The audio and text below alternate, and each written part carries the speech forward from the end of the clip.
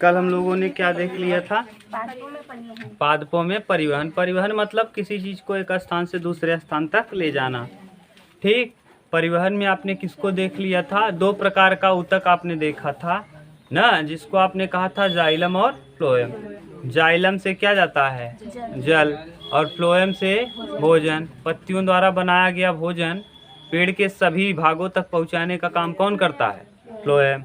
और नीचे से जल को ऊपर तक पहुंचाने का काम कौन करता है? जल।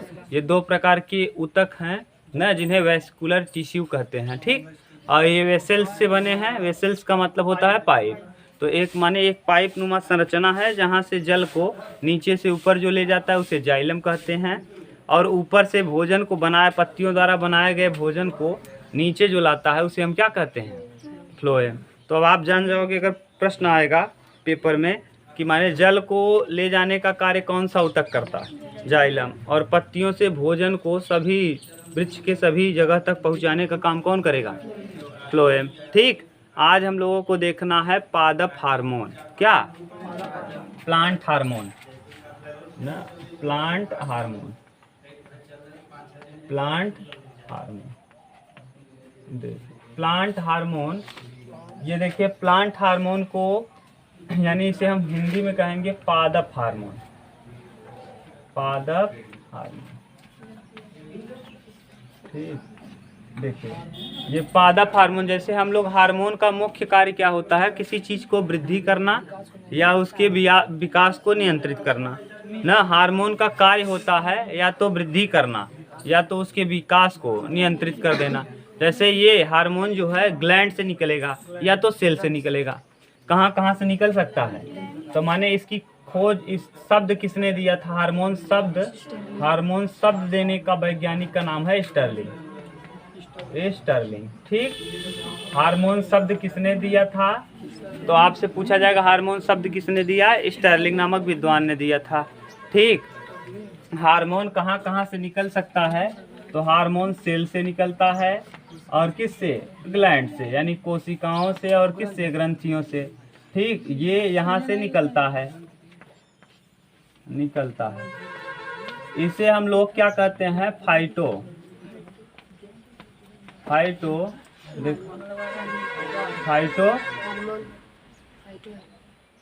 हार्मोन भी कहते हैं। पादप हार्मोन का दूसरा नाम क्या है? फाइटो हार्मोन ना।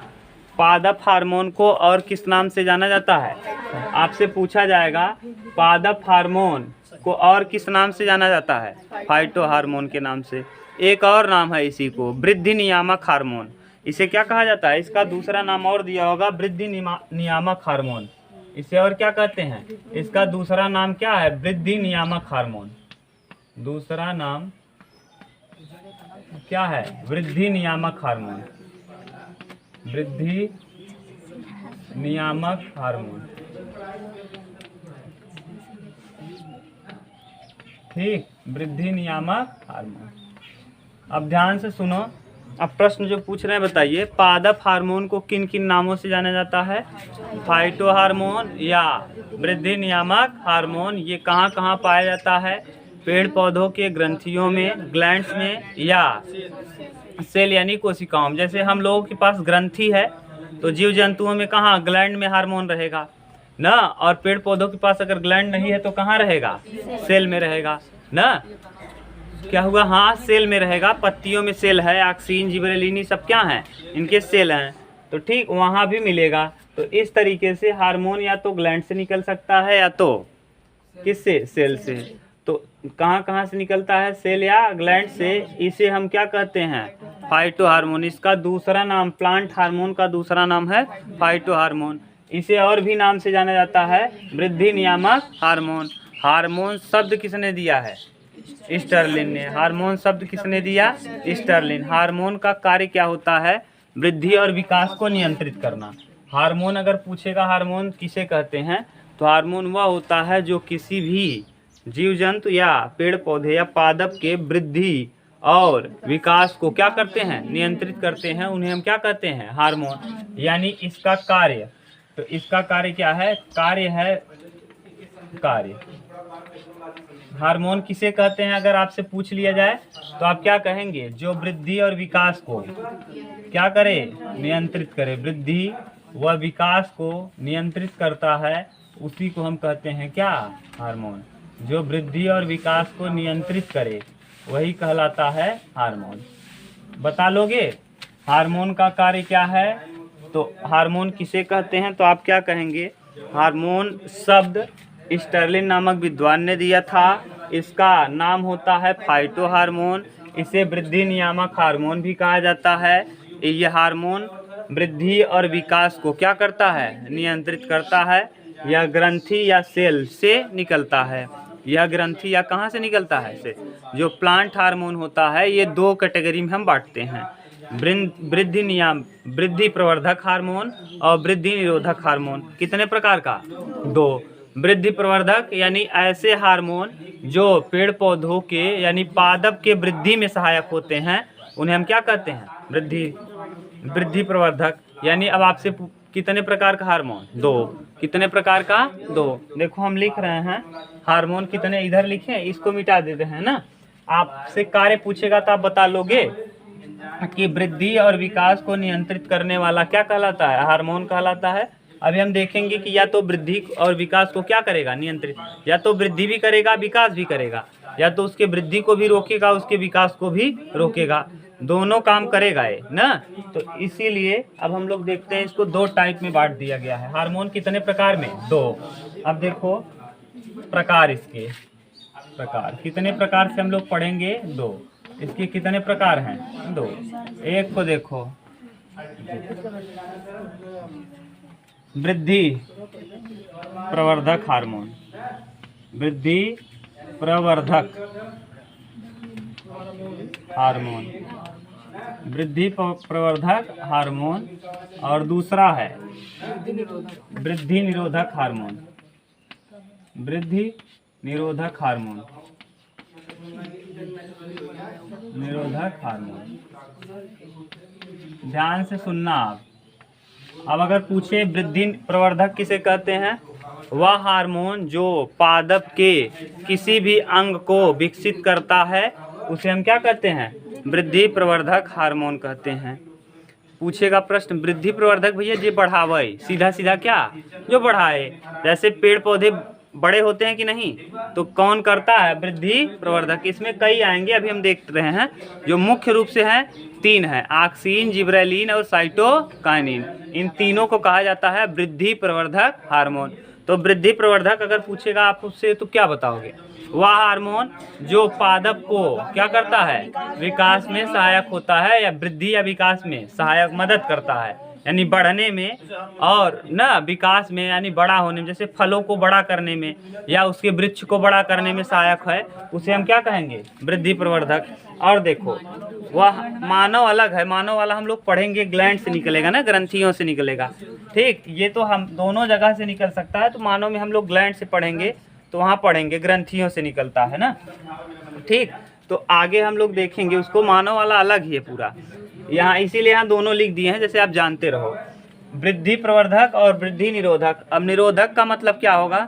वह हार्मोन जो पेड़ पौधों या पादप के, पेड़ पौधा यानी पादप ही, बायोलॉजी में पेड़ पौधों को हम क्या कहते हैं? पादप। पादप के क्या वृद्धि और विकास को रोकने का कार्य करे उसे हम क्या कहते हैं?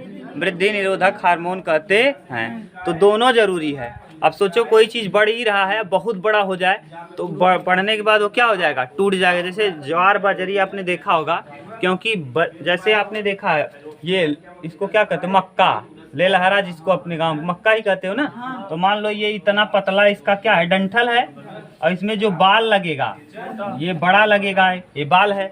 अब सोचो बाल इतना बड़ा और ये डंठल इतना छोटा, अगर इसकी लंबाई बहुत बड़ी हो गई, मान लो ये बहुत लंबा हो गया यहाँ से लेके यहाँ तक, और बाल इतना बड़ा हुआ, तो ये क्या होगा?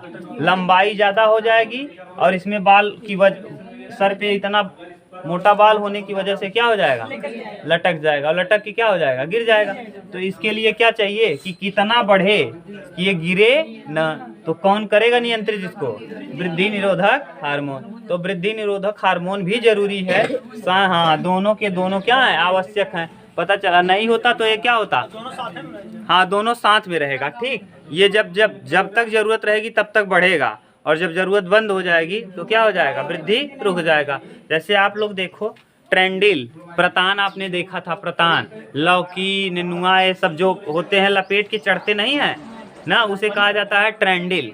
ठीक, ट्रेंडिल यानी प्रतान।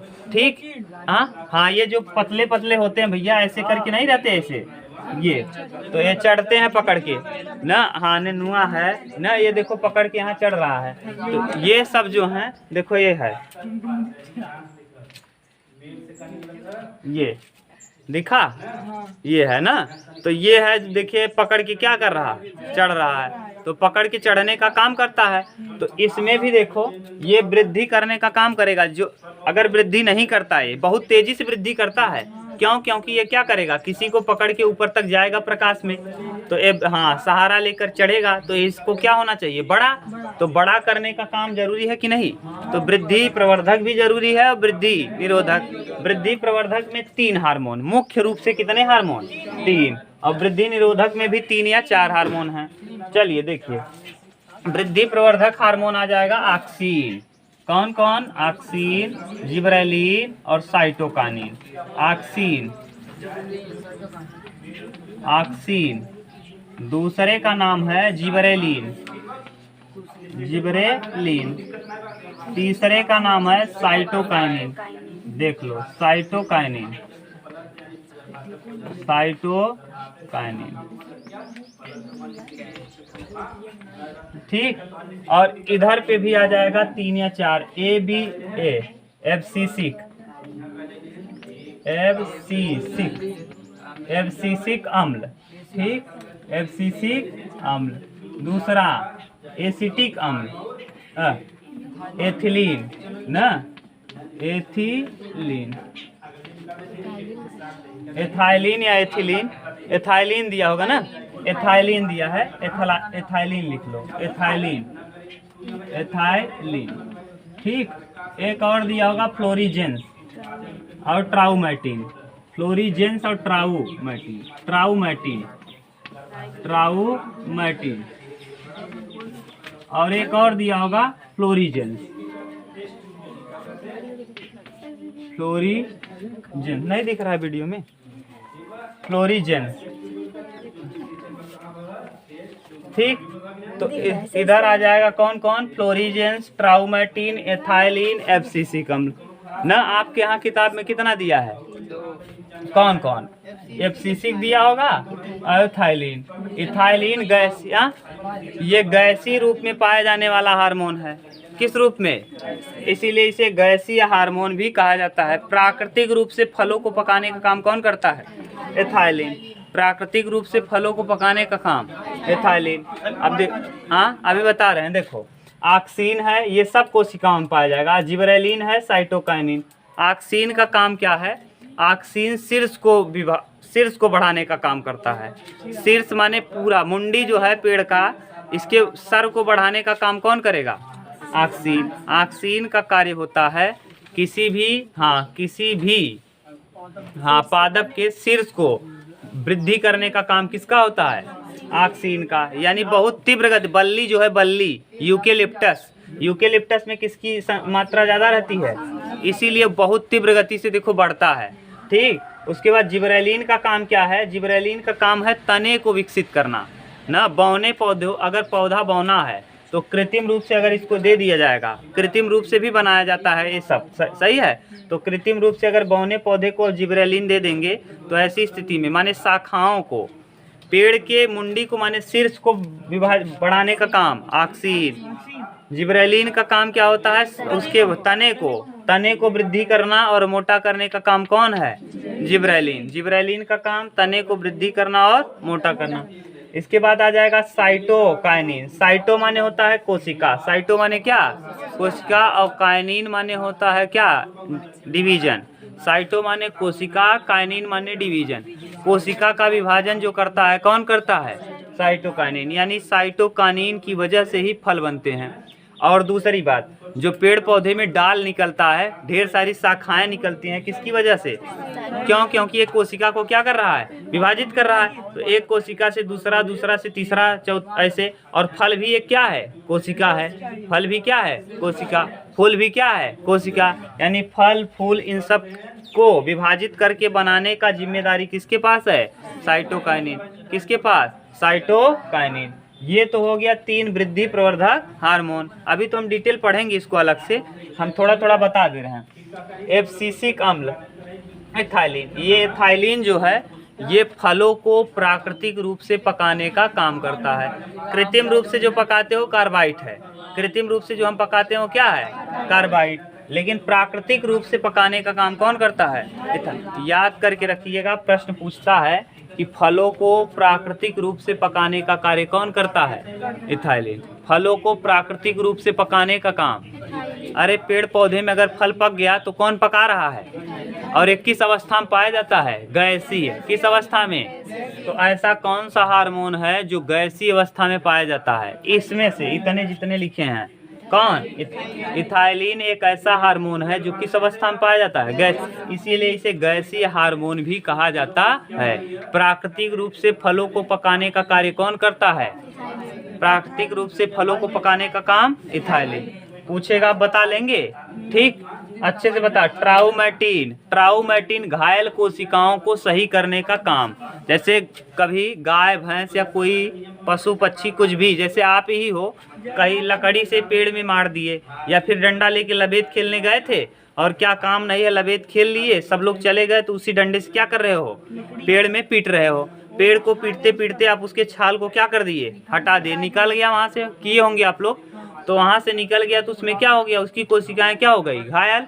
तो घायल कोशिकाओं को घाव भरने का काम कौन करता है? ट्राउमेटिन। ट्राउमेटिन का कार्य क्या है? घायल कोशिकाओं को सही करने का काम कौन करता है? ट्राउमेटिन। प्रश्न पूछेगा, बता लोगे? जितने भी आप, बहुत सारे पेड़ पौधों में ऐसा करते होंगे। पेड़ पौधे हैं, पेड़ पौधों को गाय भैंस जब खजुली होती है तो क्या करते हैं? उसी पे रगड़ देते हैं। तो रगड़ते समय पशुओं को भी कट सकता है, और पेड़ पौधा अगर नरम है, नया नया ही पेड़ पौधा है, तो ऐसी स्थिति में उसमें भी क्षति पहुंच सकती है। तो उस क्षति को दूर करने का कार्य कौन करेगा? ट्राउमेटिन। तो घायल कोशिकाओं को ठीक ठाक करने का काम कौन करता है? ट्राउमेटिन। घायल कोशिकाओं को ठीक करने का काम ट्राउमेटिन। आ जाएगा फ्लोरीजेंस। ये फूल खिलाने वाला हार्मोन है। पूछा जाएगा, फूल खिलाने वाला हार्मोन किसे कहा जाता है? जितना अच्छा फूल खिले ओके, फूला खिलावे में के जिम्मेदार बा? फ्लोरीजेन। तो फूल खिलाने वाला हार्मोन कौन है? फ्लोरीजेन। घाव भरने वाला हार्मोन कौन है? फल पकाने वाला हार्मोन कौन है? फल पकाने वाला हार्मोन कौन है? गैसीय हार्मोन कौन है? गैसीय हार्मोन माने पेड़ पौधों के शीर्ष को विभाजित करने वाला, पत्तियों के आगे वाला जो भाग था, याद है? आगे वाले को आपने क्या कहा था? ये जैसे पत्ती है, ये एपेक्स कहा था। तो पत्तियों के एपेक्स को बढ़ाने का काम कौन करता है? पत्तियों के एपेक्स को ऑक्सीन। वृक्ष के एकदम ऊपरी भाग को, शीर्ष को विभाजित कर बढ़ाने का काम ऑक्सीन। जिबरेलिन तने को मोटा और तने को वृद्धि करने का काम। किस हार्मोन की कमी से पेड़ पौधे बौने हो जाते हैं? किस हार्मोन की कमी से पेड़ पौधे बौने हो जाएंगे? अंकुरण के लिए जिम्मेदार हार्मोन ना। अंकुरण माने जो बीज है, बीज के अंकुरण के लिए कौन जिम्मेदार है? तो बीजों के अंकुरण के लिए जिम्मेदार हार्मोन जिबरेलिन। बीजों के अंकुरण के लिए जिम्मेदार हार्मोन। फलों को बनाने के लिए जिम्मेदार हार्मोन साइटो का मतलब कोशिका, साइटो का मतलब, और काइनिन का मतलब विभाजन, डिवीजन। डिवीजन माने विभाजन। तो कोशिका को विभाजित करके ढेर सारी शाखाओं को निकालने का कार्य ना, पेड़ पौधों में ढेर सारी शाखाओं को निकालने का काम। साइटो का अर्थ क्या होता है? कोशिका, और काइनिन का अर्थ, तो कोशिका को विभाजित करने का काम साइटो काइनिन। इतना उतारिए, फिर हम एक एक के विषय में और डिटेल में समझ लेते हैं। ठीक, देखो वृद्धि प्रवर्धक हार्मोन में सबसे पहला हार्मोन कौन है? ऑक्सीन। हम लोग ऑक्सीन के विषय में समझ लेते हैं ना। देखो ऑक्सीन। ये कौन सा हार्मोन है? वृद्धि प्रवर्धक हार्मोन। वृद्धि प्रवर्धक हार्मोन में सबसे पहला हार्मोन ऑक्सीन। ठीक, ऑक्सीन ये है ऑक्सीन। वृद्धि प्रवर्धक हार्मोन ऑक्सीन है। ऑक्सीन की खोज आपके यहाँ किताब में दिया है वेंट। किसने दिया है? वेंट। लेकिन सही होते हैं कौन? ऑक्सीन की खोज सही में किए थे डार्विन ने, लेकिन आपकी किताब में दिया है भैया वेंट, तो हम वेंट भी लिख दे रहे हैं 1880 में। कब? 1880 में, जबकि वेंट ने 1825 में। आपके यहाँ किताब में क्या दिया है? वेंट। लेकिन बड़ी परीक्षा अगर आप देंगे तो वहाँ कौन उत्तर लगेगा? डार्विन। याद करके रखिएगा, डार्विन ही उत्तर लगाइएगा। आपके यहाँ दिया इसलिए हम लिख दे रहे हैं लिखने को, लेकिन सही उत्तर कौन है? डार्विन ना। ऑक्सीन की खोज किसने किया था? डार्विन ने। ऑक्सीन की खोज डार्विन ने। इसका देखो, इस ऑक्सीन का काम क्या है? कलिकाओं और शीर्ष को विकसित करना। किसको विकसित करना? कलिका और शीर्ष को। कलिकाओं और शीर्ष को। कलिकाओं और शीर्ष को क्या करना? विकसित करना। शीर्ष को विकसित करना। शीर्ष को क्या करना? विकसित। अब आपसे पूछेगा कलिकाओं और शीर्ष को विकसित करने का कार्य किस हार्मोन का है? ऑक्सीन का। किसका? ऑक्सीन। ऑक्सीन की खोज किसने की थी? डार्विन ने। कब की थी? 1880। कहीं ना 1825 भी देता है। कितना? 1825 में। तो ये डेट वाइज कभी आपको पेपर में नहीं देगा। ठीक, समझ लेना, डेट वाइज पेपर में नहीं देगा, लेकिन ये वाला ज़्यादा सटीक मिलेगा। आगे इसमें 3-4 उदाहरण इसके इम्पोर्टेंट हैं। IAA इसका फुल फॉर्म पूछता है। इंडोल एसिटिक अम्ल। क्या है? इंडोल एसिटिक अम्ल। एसिटिक अम्ल। इंडोल एसिटिक अम्ल एक है। और इसी में देखो IBA। क्या? IBA इसको क्या कहते हैं? Indole butyric. हाँ, ब्यूटाइरिक अम्ल। इंडोल ब्यूटाइरिक अम्ल ना। एक और देगा 2,4, इस पे स्टार लगाओ, पेपर में खूब पूछता है ना। ये 2,4-D 2,4-D ना, इसका नाम है 2,4 डाइक्लोरोफिनॉक्सी एसिटिक अम्ल। फिनॉक्सी एसिटिक अम्ल। एसिटिक अम्ल। अब आप बताओ, ये वाला इंपॉर्टेंट है इसलिए हम बार बार आपसे पूछ ले रहे हैं। 2,4-D का फुल फॉर्म क्या है? 2,4 डाइक्लोरोफिनॉक्सी एसिटिक अम्ल। 2,4-D का फुल फॉर्म 2,4 डाइक्लोरोफिनॉक्सी एसिटिक अम्ल। इसका काम क्या है? इस वाले का ये बार बार पूछता है। ये खरपतवार नाशी है। ये क्या है? खरपतवार नाशी। खरपतवार नाशी ना। खरपतवार किसे कहते हैं ये समझ लो। जैसे खेत में जो आप बो दिए हैं, जैसे जिस फसल को आपने बोया है उसके अतिरिक्त जो भी है खेत में, सब क्या है? खरपतवार। खेत में जैसे आपने धान लगा दिया है, तो धान के अतिरिक्त उस धान के खेत में जितनी भी घासें हैं सब की सब क्या हैं? खरपतवार। जैसे गेहूं आपने लगा दिया, तो गेहूं के अतिरिक्त जो भी उसमें है, गेहूं के अतिरिक्त जो भी घास है ना, वो क्या है? खरपतवार। जैसे आप सरसों को छोड़, माने जो आपने बोया उसको छोड़ करके, अब देखो जो 2 बीज पत्र वाले होंगे, सरसों आप फोड़ना तो सरसों कितने बीज पत्र वाला होगा? 2 बीज पत्र। तो ये ना, ये किसको नष्ट करता है? 2 बीज पत्रों को। कितने बीज पत्रों को? 2 बीज पत्र को क्या कर देगा? समाप्त। 2 बीज पत्र। तो इसीलिए आप लोग देखो, अगर 2 बीज पत्र मतलब एक चना में कितना दाल, 2 ही वैसे वाला। ठीक, अगर आपने देखा होगा कि गेहूं जब बोया जाता है तो उसमें घास की दवाई डाली जाती है, घास की। तो घास की दवा डालने पर सरसों भी क्या होता है? समाप्त। क्यों? क्योंकि गेहूं कितना बीज पत्र वाला है? 1, और सरसों तो 2 बीज पत्र को ये क्या कर देगा? नष्ट कर देगा। बचेगा कौन? केवल गेहूं। जैसे अभी धान का है मौसम है, धान में अगर आपने क्या डाल दिया, दवा, घास वाली दवा, तो धान कितना बीज पत्र वाला है, एक बीज पत्र वाला, और ये कितने बीज पत्र को नष्ट करता है। तो यही कारण है कि ये ना एक बीज पत्र वाला दूसरा आता है, हम अभी 2 बीज पत्र को नष्ट करने वाली दवाई बता रहे हैं।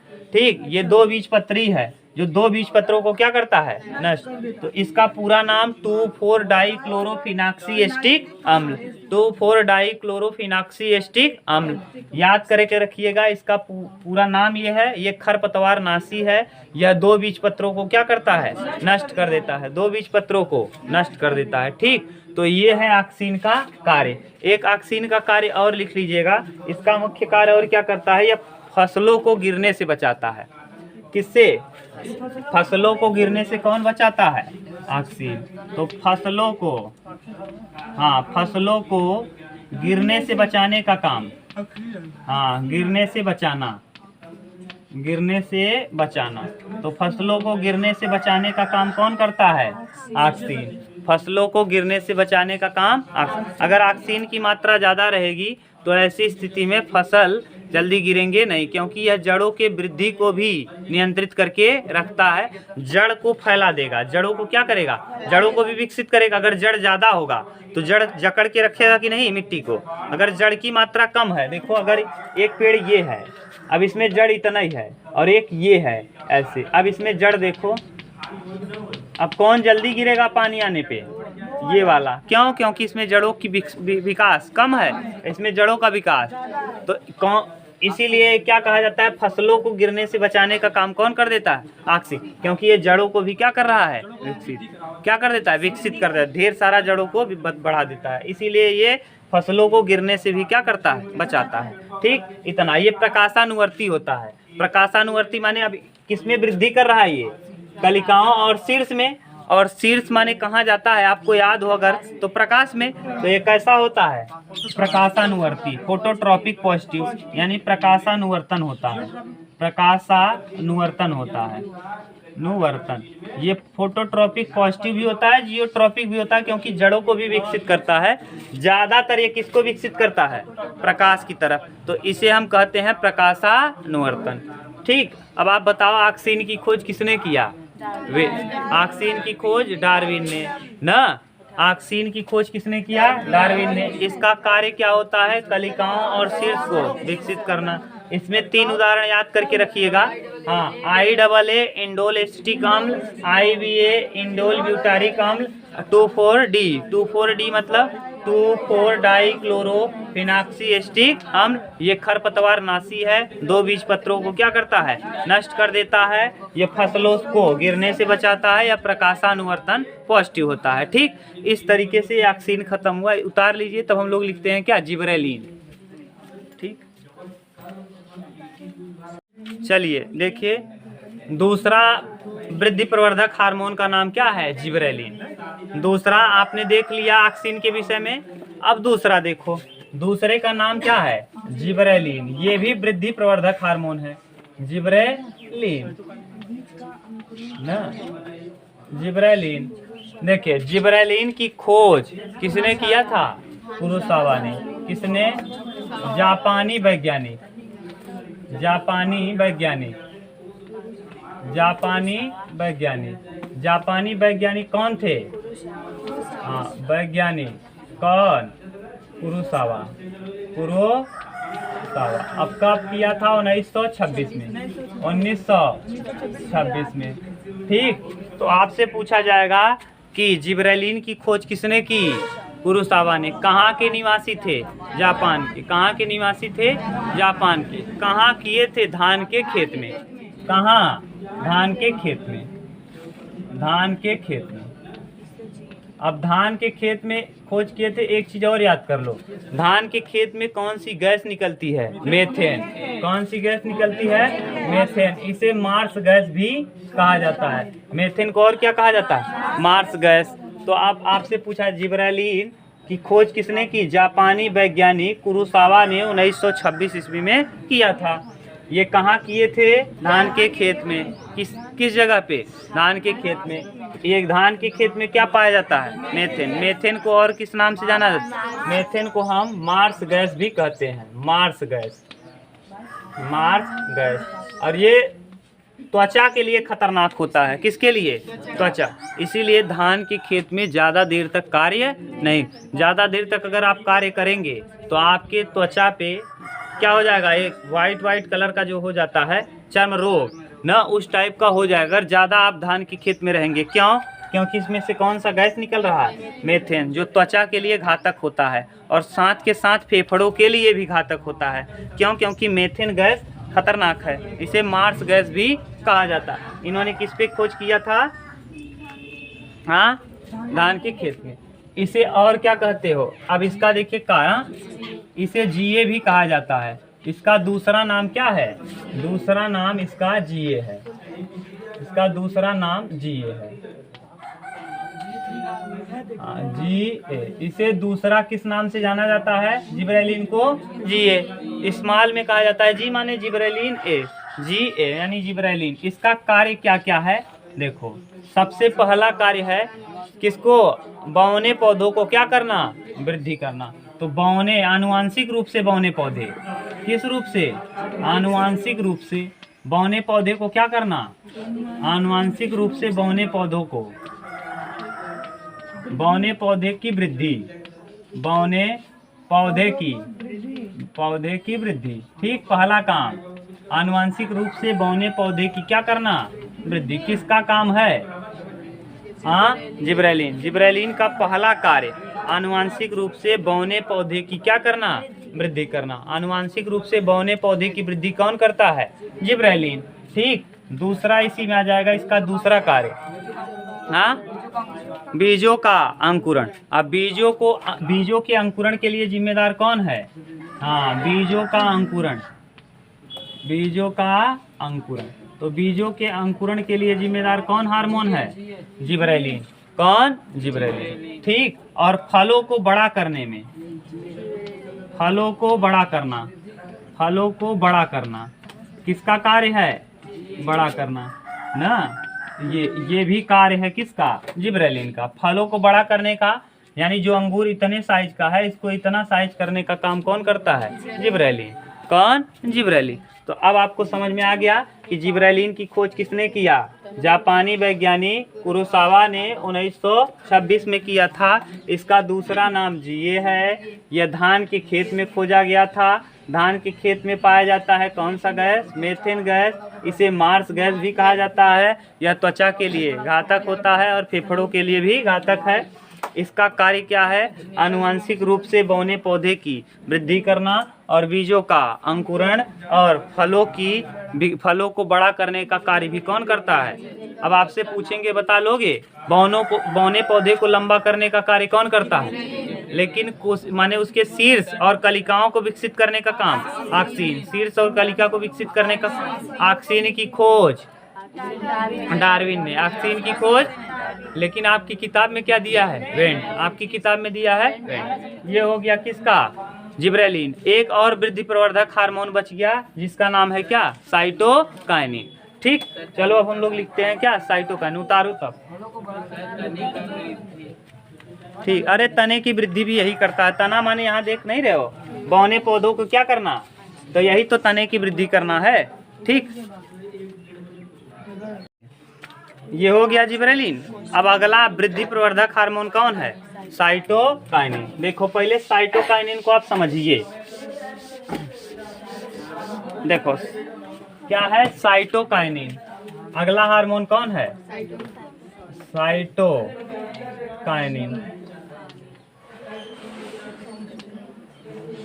ना, हम लिख रहे हैं अंग्रेजी में साइटोकाइनिन ना।